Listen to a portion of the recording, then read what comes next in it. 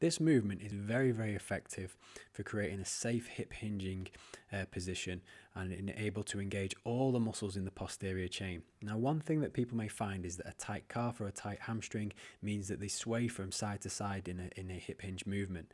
So if you've ever done a heavy deadlift or rack pull or any type of hip hinge and feel like you're loading one side more than the other, this is an excellent movement for you to do prior to that lift. What we want to do here is create this quadruped hold movement. So we want to basically have the palm of the hand stacked over the shoulder, chin tucked, head back, and make sure the lumbar spine isn't too extended. So we have a neutral or perceived neutral lumbar spine position, and again with the knees directly in line with the hips.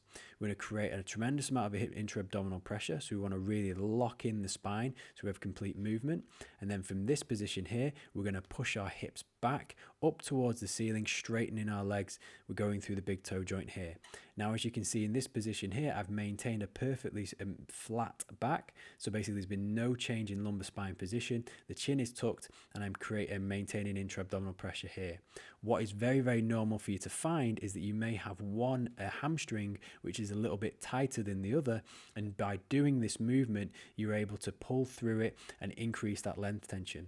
It's your ability to brace and really squeeze through the core or squeeze through the trunk and keep that locked in whilst doing this movement, going back and forward, which is going to help release and make a smoother, more effective, safer rack pull movement. So again, we want to keep the intra-abdominal pressure here, and we're driving our hips up towards the ceiling, straightening our legs, looking to get an even amount of stretch in the hamstrings. If both hamstrings are tight, then it's absolutely fine. We want to keep doing this movement again, and the level at which we can squeeze and brace the abdominals or the whole trunk musculature is going to increase the amount of release or improved length tension we get in the hamstrings.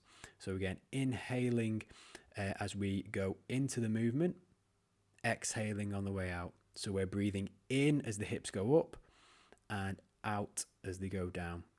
Doing anywhere between 5 to 10 reps prior to your compound lifts.